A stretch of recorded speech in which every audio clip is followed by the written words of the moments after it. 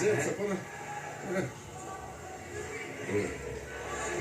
Đấy, tập quê phố thiết với 6 cho nó nhiệt Chào theo thấu mày. Mày kỳ Chào thấu mày. của Việt qua ăn cùng nên ăn chôn ổng về điêu mình đi khát chuồng phê là ống khi anh là chỗ thầy lộ chị ngật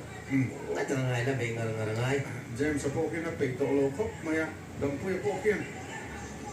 eo áp xuống chứ có nấu về cái thứ James sắp khi kiếm cái tóc mày anh biết thầy tổ bị lầu anh biết thầy tổ bị lầu đó đồng quê là đông liệt về này trong sân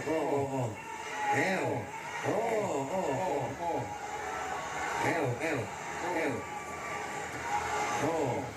Amanda tiếp eo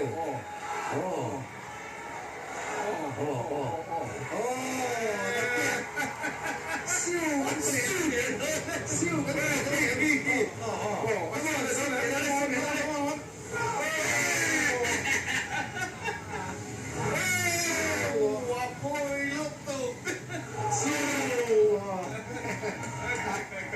bác quý check thì em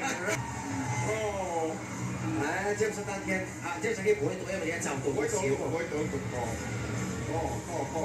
anh chắc này thầy tổ lầu mà trên thì rất tổ lầu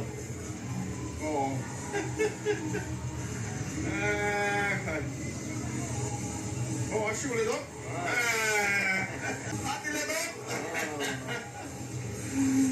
bùi lên cực nua với bắt tiêu thì tôi thấy kì bắt thà Vietnam Philippines the second zone Korea